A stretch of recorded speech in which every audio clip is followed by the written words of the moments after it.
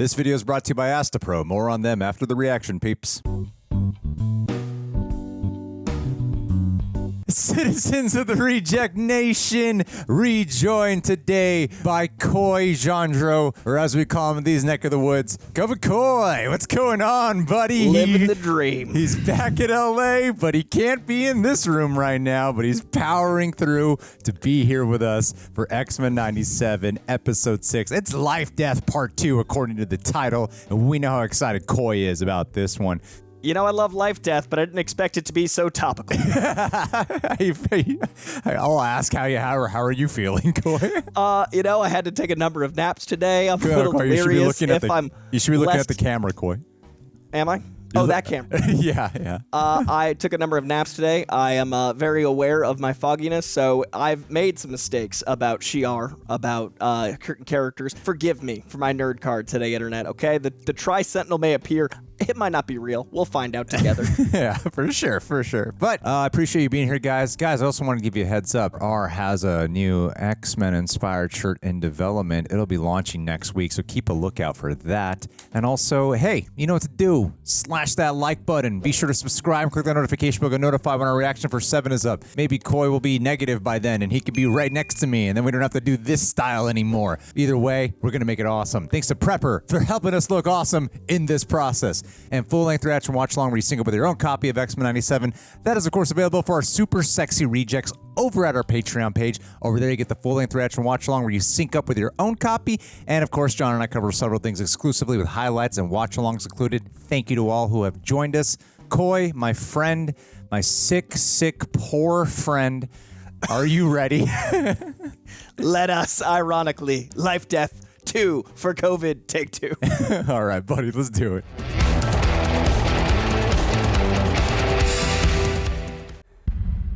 All right. Here we go. What a week it's been. Wow, the drums. Ominous. Or beat bass? What is that? Damn. That's all they give us, that heartbeat sound. Oof. Let's see what's new. Those Newton bros. We can do it. Are you missing some sound designs? Oh, Nightcrawler! Oh, Nightcrawler! that's new. Nightcrawler! Oh, he's in the intro. Yes. Oh, shit! Oh, Nimrod, dude. Oh, lots of Nimrod. Oh, damn, that's a lot of that's new. Oh, my God. That Polaris Forge. shot. Yo! Oh, Xavier's he's gonna come coming back! He's coming back. That was a good amount of new right there. That was a great amount of new. Now, this was 6 months apart in the comics. This is very exciting. We only had to wait 2 weeks. This Shiar? It makes sense. We just saw Xavier in the credits. Yes.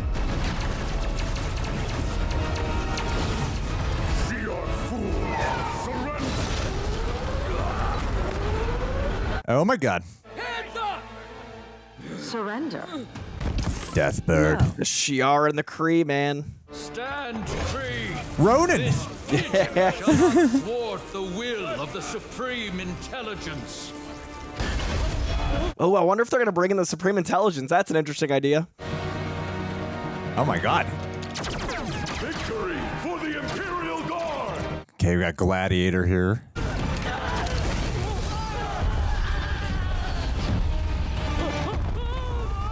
Is that who I think it is? There's so much murder. Pyrrhic victory. The Kree do not. Whoa! You're getting your ass kicked, man. Yeah, that's it. It's over. Be honored to fall at my feet, Ronan, for you shall be memorialized as the corpse upon which I pose. What a line.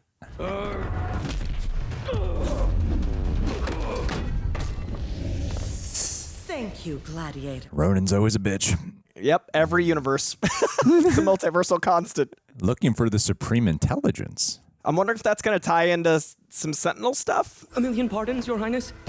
You dare interrupt my glorious moment? Oh, it's your sister, the Empress. Lilandra. We're getting Xavier back in the next, minute. Greetings, Shiar. 1 year ago, we offered the skills of our mighty healers to a Terran man on the verge of death. Yes. There he is. There he is. No ordinary Terran, This man helped spare the entire universe from the malice of my brother Deken, as well as the galactic hunger of the Phoenix. In his greatest feat yet, this man has unlocked the secrets to my heart. Love. Empress Lilandra, stand before this high council with joyous news in times of war. What? Your empress is to be married. Oh my God. We're getting another X wedding. Welcome a new emperor. Walking in. Walking in. Professor Charles Xavier. Oh my God. He lives. His eyebrows do not lie. To the might and glory of the Imperium. Oh, great to hear the voice. Some power. Man, this is the same pace as last episode. It is moving. And how far would my hopeless romantic see us go? Dare I assume a sandy beach on Earth itself? Perhaps an empress could even spend a portion of her time ruling the galaxy from my little corner of it? Oh, I like flirty Charles.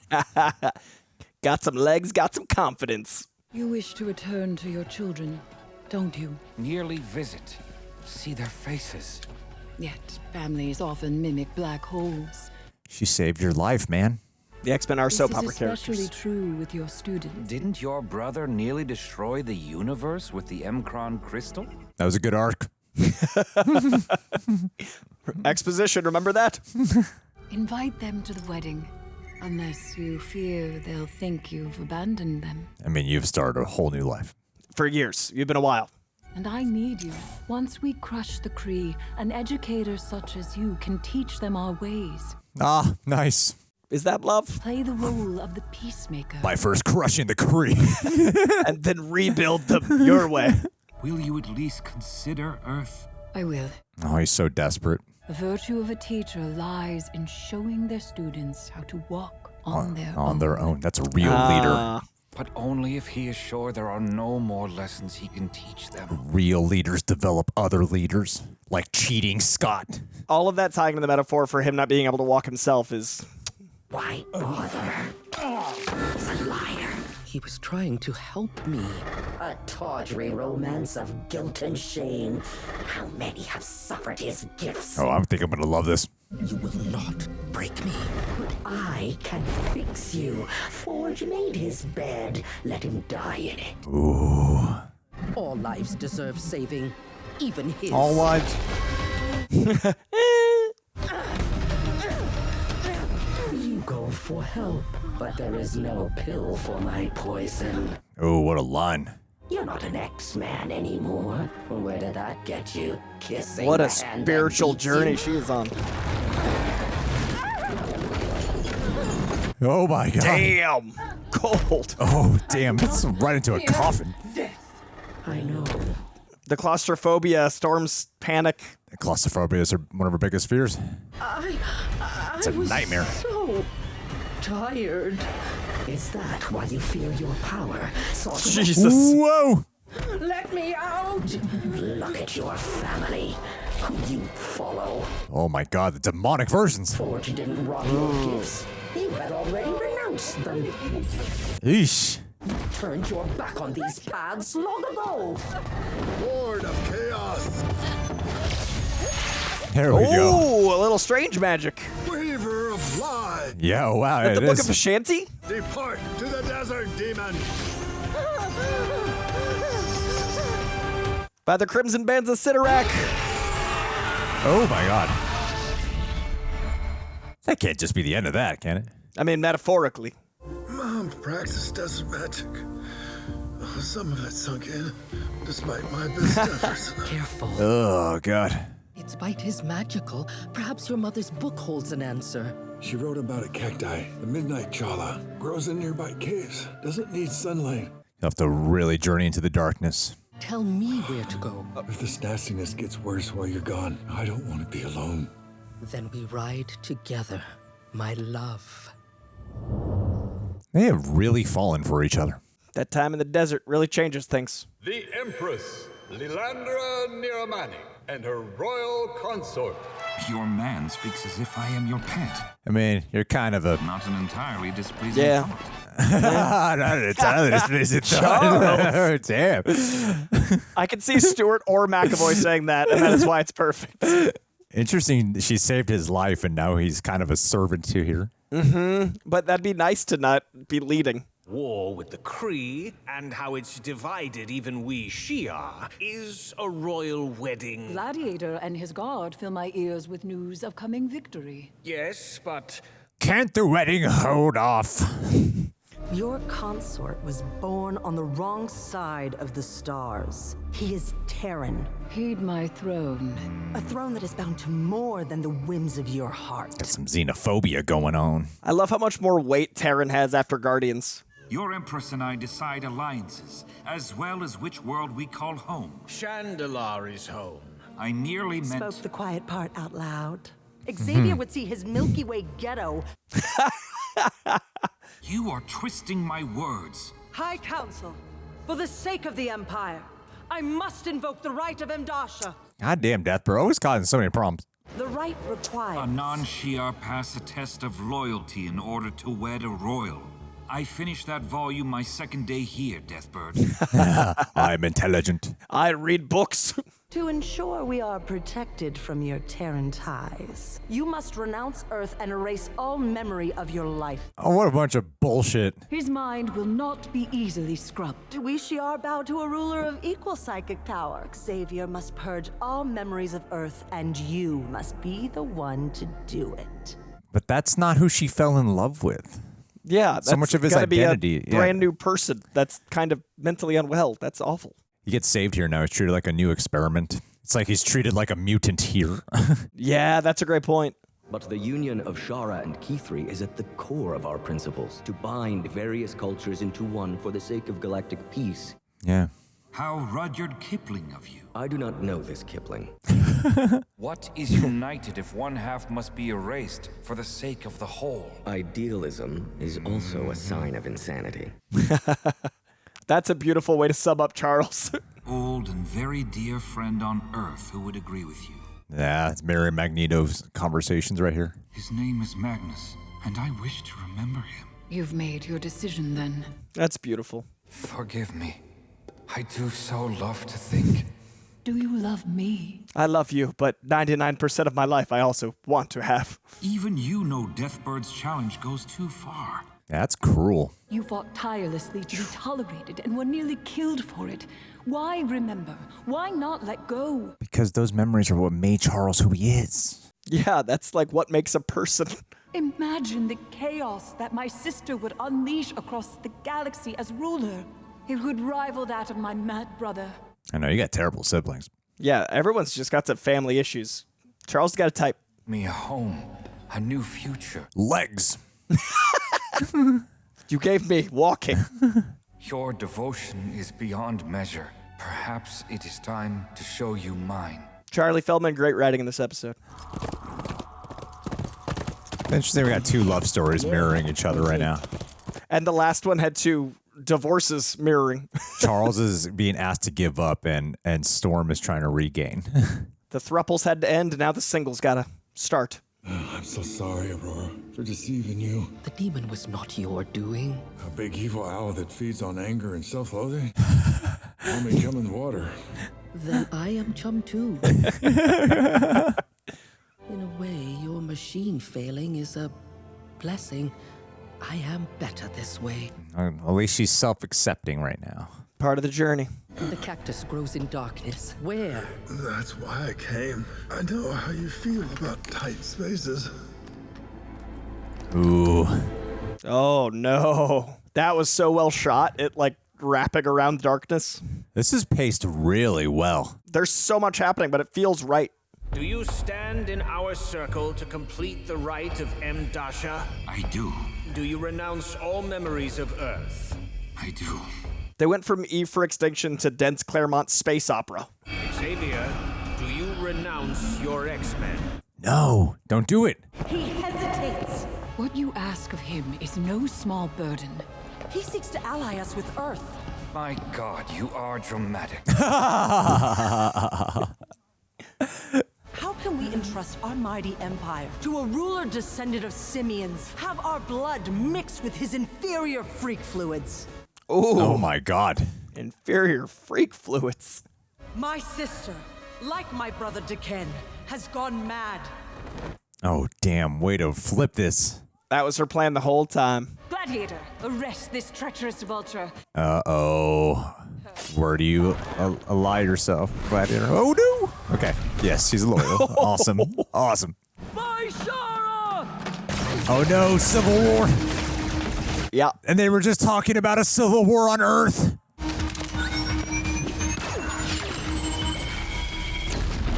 Shit.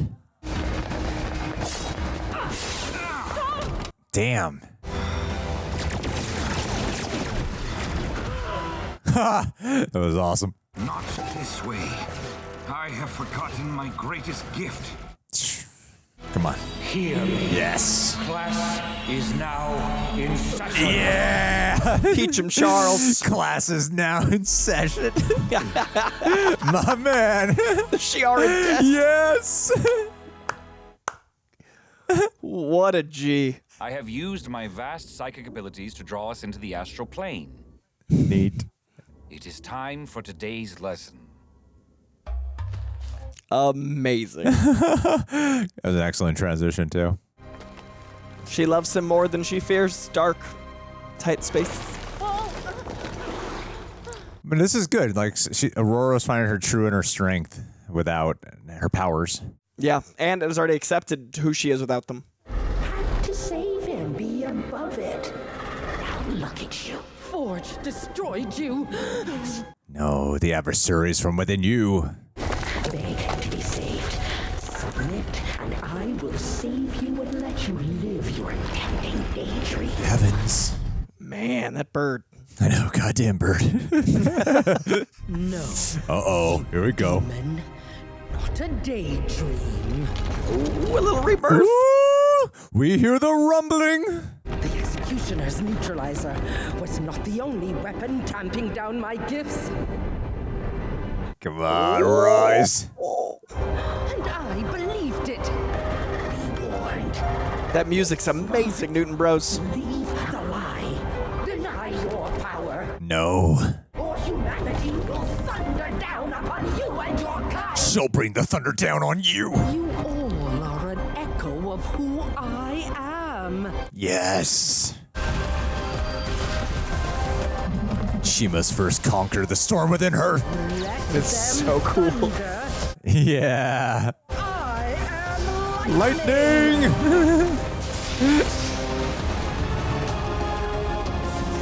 Hell yeah. Woo! God, this music's amazing. Oh.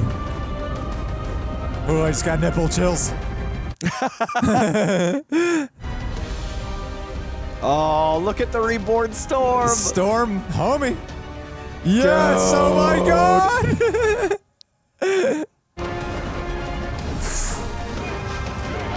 I'll use this opportunity to say Storm. There's a Coy solo video coming out next week about Storm. That is amazing. Ah, yes. Yes. Wow, flying through a POV, this is amazing. This feels very Man of Steel. But with a Storm. Incredible. That was the best Storm flying sequence they've ever done. Freaking cool. That was amazing. What are demons but reflections of our fears and shame? Things we bury within us. Now that I have my powers, I'm leaving your ass. You're better. I'm out. I gotta fly. We finally heal our adversary by embracing it. Acceptance. We never saw her in this suit in the original, did we? Not the that suit. Oh, dude, it's her comic accurate early stuff. That makes me happy. Who can tell me from where the Shiar Imperium draws its might? From the crushed skulls that house inferior minds, such as yours. Does he really have an inferior mind? Raise your hand.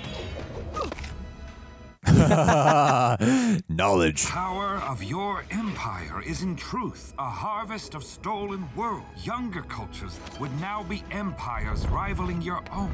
You strike at the knees and claim you can help them walk again. But only if they assimilate, submit, which brings us to this conclusion. Yes. The Shiar Empire is a snake oil racket. Ooh, truth. Even you Terrans claim might is right. The rhyme that sells the lie. God, the dialogue's so good.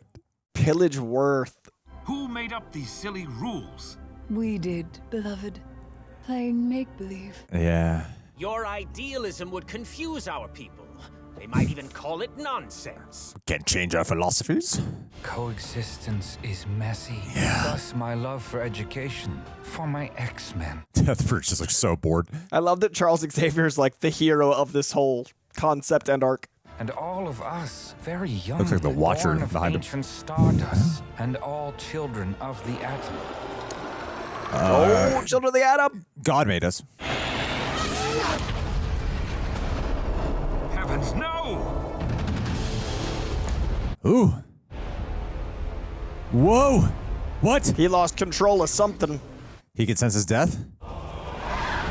No! They were dancing, drinking wine, making love! My children of the atom destroyed! No! Oh my God, what a nightmare. Charles! Whoa. I must return to Earth. But we've nearly convinced the council. It doesn't matter. While I cowered in the cosmos, the unthinkable has happened. Oh, man. You will prove my sister right about your kind. If that should end our star-crossed affair, so be it. Has to make a choice. It is time I return to my X-Men. My X-Men. I like the return to my X-Men. Beautiful, man. What writing. Charlie Feldman. And it's the demons that made him return. I did what you asked. I gave you my DNA to access Master Mold. War of the Worlds. Mr. Sinister? Don't take all the blame, Oliver, and don't fret the future.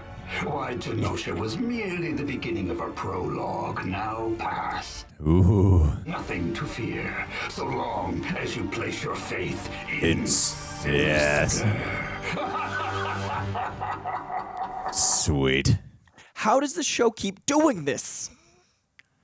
Amazing. Amazing. Man, that was incredible.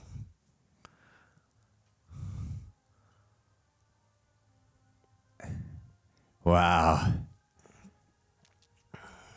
I always end overwhelmed.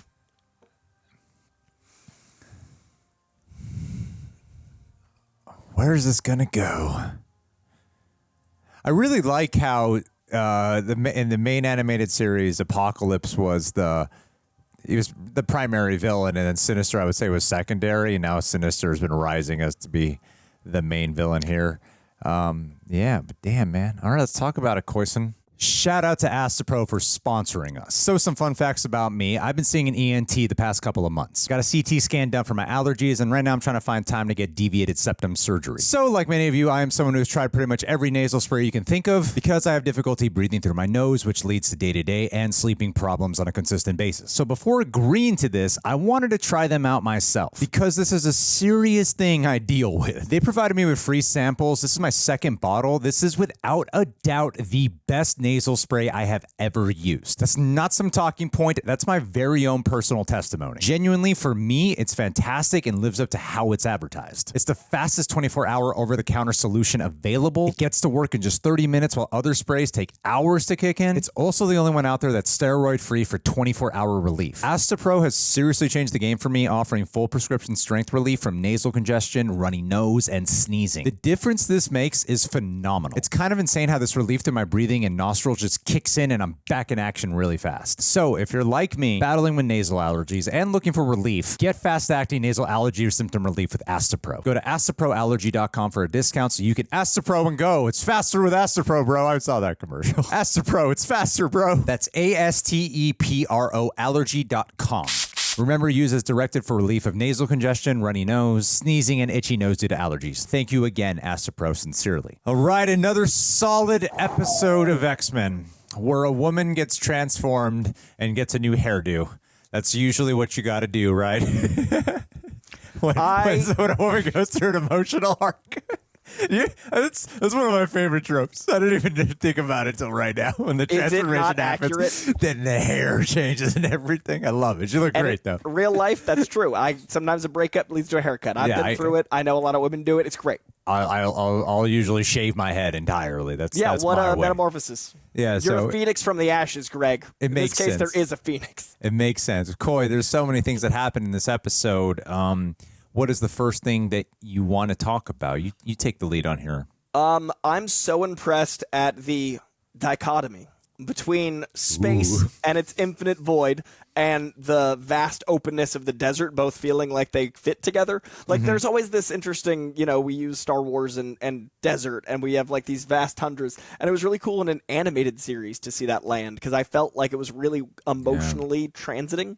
And I really like those transitions between the two sets of relationships, and how the birth of the Forge Storm relationship felt like it really was rocky. And this episode was that growing. And then the Charles's grand return immediately going into the growth of their relationship, and all of the monologues felt like they were serving their greater character. And I love that the through line of teaching someone to walk, teaching someone they have to do it themselves, walk on your own. Like there was a lot of walking visual metaphor, and also half the monologues were about walking, and then Charles having to leave behind the legs that have allowed him to walk. Like he has to abandon his assistance. He has to take his own advice and walk on his own. And that was such a beautiful landing. And I just, the storm, she flew again, and that there's just these amazing transformations, and it just felt so strong. Like it was such an empowering episode. It's a powering episode. Yeah, I agree. A lot of great monologues too throughout. I loved Xavier's final monologue at the end when he has the Shiar in the classroom as well, because both of these storylines, the duality, not actually duality, but the dueling storylines, dealt so much with them both having to accept how they really feel, and I really like how it was like Storm was more of like the obvious setup trajectory, one that is still cathartic, that by the time she does get her powers, you really feel that, and to have like this joyous flying sequence, and for her to accept who she is and her strengths, it's very like Spider-Man 2, Tobey Maguire in a sense, of like, no, I'm still like a strong human being, and I don't need my powers for strength. I have a resilience in me, and I still have an inner strength. And then the physical strength, the powers, is an extension of her. And so I loved seeing that illustrated. And for Charles to be in this dichotomy, it was a fascinating one. Going off of, with my memory of what happens in the animated show, the original, when Charles and her fall in love, it is very like grandiose and soap opera-y, but it does kind of just feel like it's more of a psychic connection mumbo jumbo thing, not really a true love story. That was like the way how I felt about it. Like I remember when it got introduced, and then they said they love each other, they feel the love. I was like, oh, okay, I guess so. Love, I have that subtext, I guess. Yeah, they said it, so sure.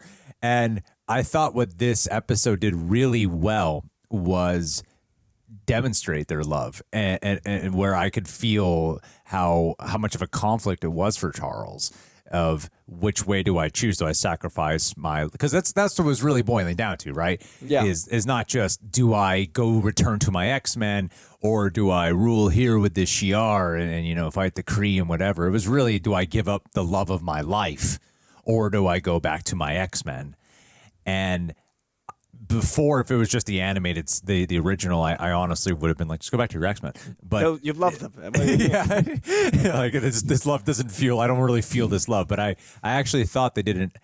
I thought they did a really good job there on selling. I bought into it significantly more here in one episode. Than I did in the prior ones.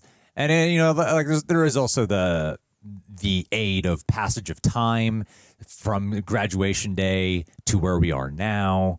to being like, all right, well, I don't know what romance has happened with them in the past year. And but in the dialogue, you did feel the weight of time. It didn't feel like we just caught back on. And I already gave Charlie some love, but Charlie's been such a fan of X-Men for so long, and she loves the weird connections between characters. And I think this was a great showcase of that. She showed how well, because I think this is the first episode I've seen her as head writer, and the way she was able to show the Shiar's tactical minds while showing love between Charles and Lilandra, mixed with Lilandra and Deathbird feeling like betrayal was always going to happen. Like, there was just so much history, and it was 30 minutes. And then that wasn't even this was the opposite of Life, Death 1, where it felt like these two stories enhanced each other. Whereas in Life, Death 1, I was like, Jubilee arcade episode, bye. Like, I wanted those as two. Whereas this one wouldn't feel whole without the other one. And I think that was a really beautiful part two, because now I want to rewatch Life, Death Part 1 into this one.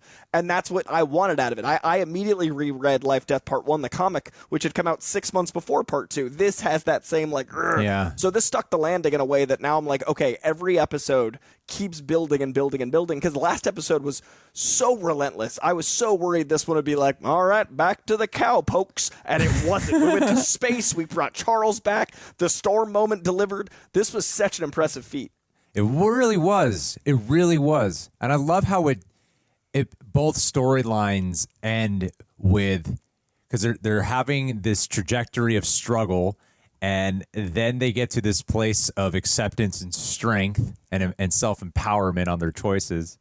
And then it ends with both of them realizing the tragedy that they were not present for, you know, and knowing who these characters are a Storm and Professor X. Immediately you know that running through their head must be, if only I was there. If only I had my powers there. And they're experiencing it at the same moment, theoretically, the way you feel that chronology. Yeah. And I got to give it up to this because, like the Dark Phoenix storyline, even that is a comic run that I actually have read, but also like revisiting in the show and watching, like the cosmic politics of it all.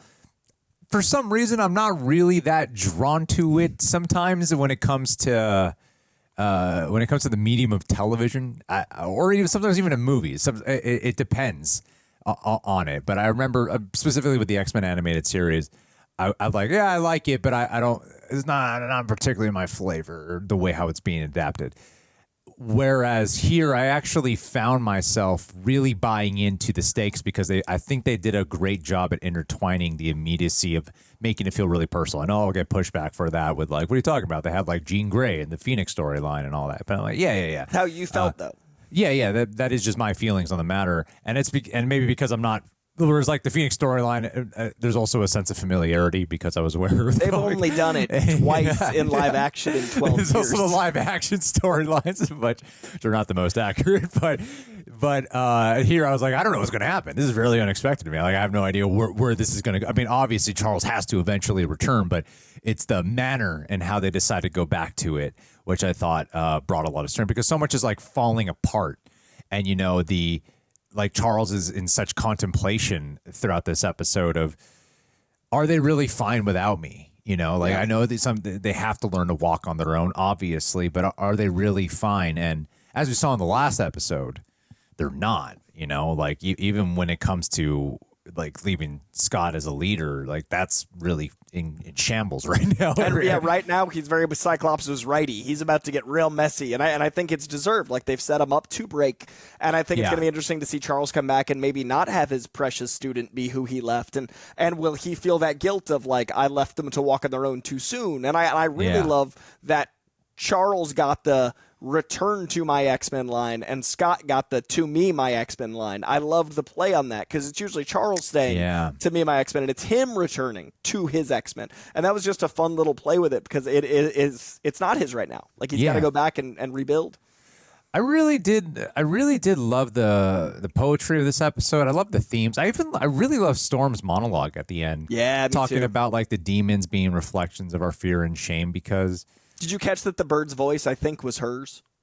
Yeah. Yeah, that first episode, I was like, oh, that's a really clever way to manipulate the audience to have a familiarity, but also like it's distorted enough. It was playful. Yeah. Well, the thing is, though, is I'm especially one of those people who's really under the belief that if you block anything, it actually blocks you from feeling like even happiness, or like if you block the fear and the shame, if you push all these things down, these demons, these quote unquote demons that we have, that also, if you build a wall to that, it also builds a wall to the other emotions that bring a more positive reaction within you, you know?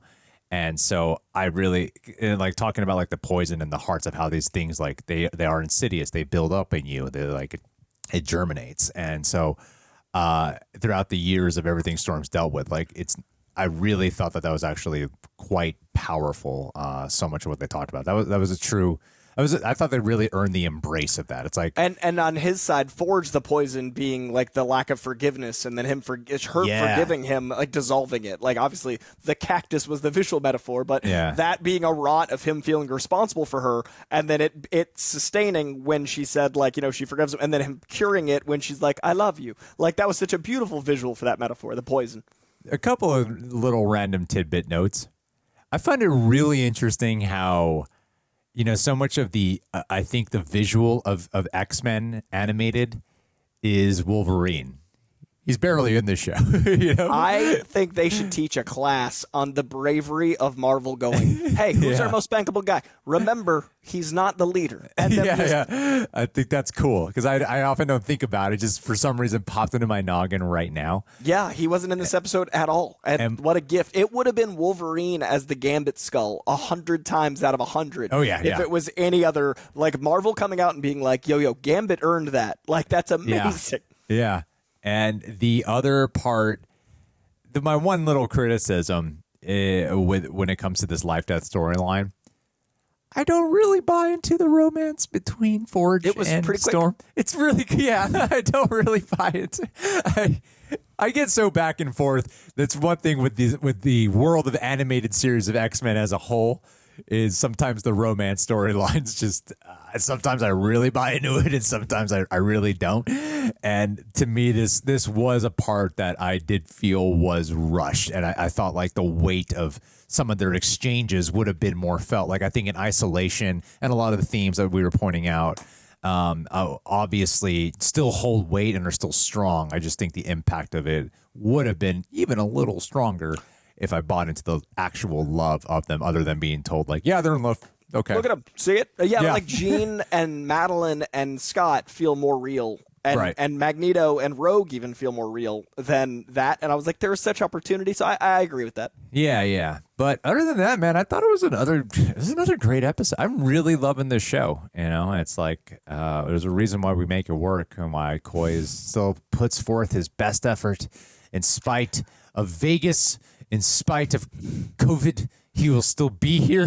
Honestly, if this was, I mean, I love you, Hawkeye, but if this was Hawkeye, we've seen a lot of solo Greg reactions here. Yeah. The 98% Rotten Tomatoes is how your boy feels too, and he's here at midnight at 1 a.m. now wrapping out, because I do think this is something I want to share, and I'm like really enjoying you and I getting to share our exposure to the show you've had more recently, and the exposure to the comics that like for example, last week, I was talking about the Krakoa saga, which was like how they reinterpreted the E is for Extinction. I had talked about the E is for Extinction stuff at the beginning of our watches, but I hadn't thought about it again. I was like, oh, the Grant Morrison new X-Men run, like I think that's going to be important.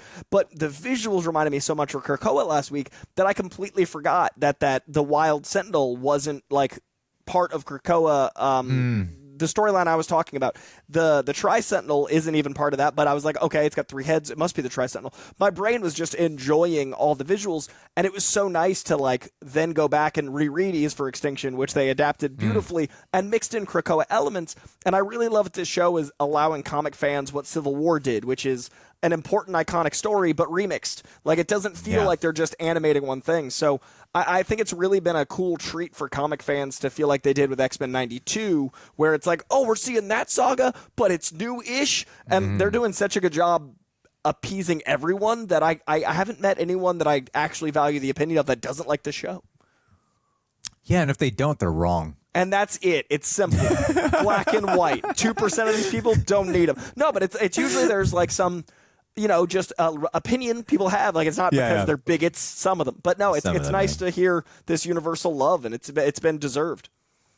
Oh, man, the amount of people that were clickbaiting with all that, X-Men going woke, it's already ruined. Where are you all now?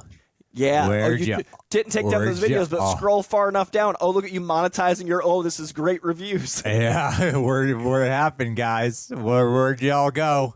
You know what? I started getting, I felt good about my YouTube growing. I started getting those people in my comments going like, keep blah, blah, blah's name out of your mouth. And I was like, I am growing a page because now I got haters. Yeah, there you go, buddy. There you go. Felt great.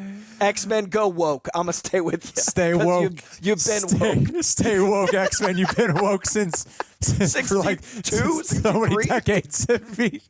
Stay woke. Alrighty, well, guys, I had a fantastic time. What did you guys think about this episode, Coy? Thank you for being here with me in spite of how you are currently feeling. So thank you, buddy. And thank you to Anya for helping out, too, with all the setup, and John, too, with helping out with setup. So you guys rock additional help. Alrighty, well, let's close this out. Leave your thoughts down below on what y'all thought about this episode. And subscribe, click that bell, keep a lookout for our new X-Men shirt, and we will catch you all very, very soon, rejects.